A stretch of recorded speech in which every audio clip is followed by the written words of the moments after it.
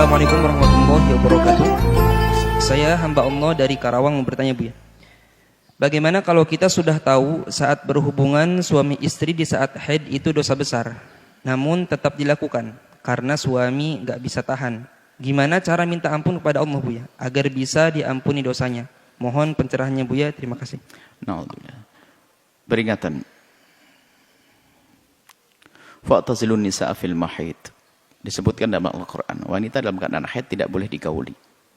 Dan menggauli, maksudnya hubungan suami istri waktu haid, dosa besar.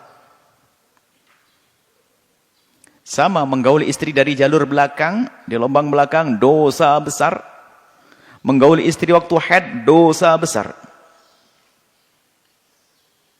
Maka jangan sampai istri memberikan kesempatan suami untuk yang ini. Haram istri menolong dalam dosa besar.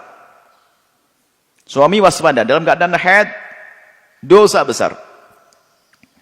Sudah berhenti haid, kemudian menurut jumhur setelah mandi baru digauli. Sah. Setelah selesai haidnya. Dalam keadaan haid ada dosa besar. Kemudian, bagi yang sudah terlanjur melakukan dosa besar, bagaimana tobatnya? Istighfar dan jangan diulangi lagi. Istighfar dan jangan diulangi lagi. Apakah dia kena denda apapun? Enggak. Dalam mazhab Imam Syafi'i dan jumhur ulama, dia tidak kena denda apa-apa, hanya banyak istighfar saja.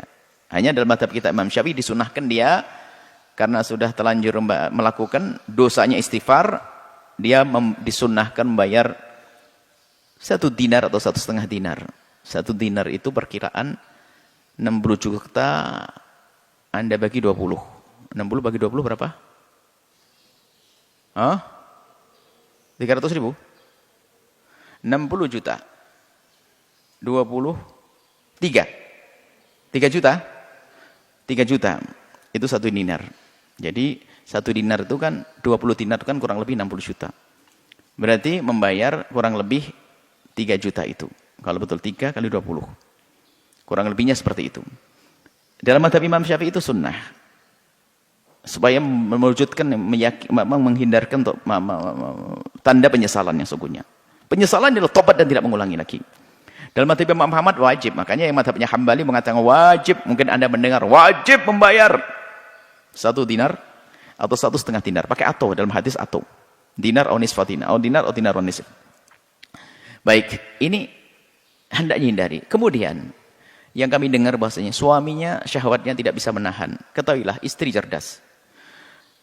Bersenang-senanglah wahai suami kepada istrimu.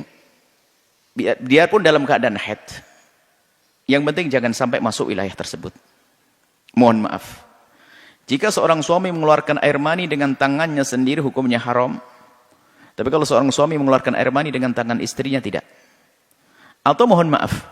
Di saat dia bermesraan dengan istri mendekati wilayah tersebut, ini ulama berbeda pendapat. Di dalam mazhab Imam Syafi'i haram. Pendapat yang kedua dalam mazhab Imam Syafi'i adalah boleh mendekati wilayah tersebut asalkan tidak masuk. Jumhur ulama selain mazhab Imam Syafi'i, yaitu jumhur ulama mazhab Imam Syafi'i, mazhab Imam Malik, mazhab Imam Abu Hanifah mengatakan boleh bermesra dengan istri fokal izar. Syaratnya istri harus pakai kemban, pakai sesuatu yang melapisi antara pusat dengan lutut. Menurut mazhab Imam Ahmad bin Hanbal, boleh menyentuhkan wilayah tersebut asalkan jangan masuk. Mungkin ini pendapat enggak apa-apa. Ambil pendapat Imam Ahmad bin Hanbal, Hambali, riwayat dari Imam Ahmad bin Hanbal, yang penting jangan masuk. Masuk haram dan dosa gede. Akan tapi di wilayah di kiri kanannya adalah sah. Tidak dosa menurut mazhab Imam Ahmad bin Hanbal, dan pendapat kedua dalam mazhab Imam Syafi'i. Artinya kita simpulkan, kalau memang suamimu betul-betul punya syahwat besar, tidak kuat menahan, mungkin kau puaskan dengan tanganmu wahai istri yang solehah. Jadilah istri yang cerdas, aktif, inovatif. Apa dengan tanganmu atau dengan mohon maaf dengan kau berikan wilayah tersebut, tapi jangan sampai masuk dan Anda yang menahan. Hati-hati. Kalau masuk haram dosa besar, istri dosa, suami dosa. Kalau suami istri dosa, maka telah tidak diberkahi nanti dalam hidup. Itu saja. Jadi tobat saja, istighfar yang banyak, sudah terlanjur istighfar yang banyak, istighfar yang banyak, istighfar yang banyak. Semoga Allah menjaga syahwat kita tidak dilampiaskan kecuali dengan cara yang benar, halal dan diridhai oleh Allah Subhanahu wa taala. Wallahu a'lam bishawab.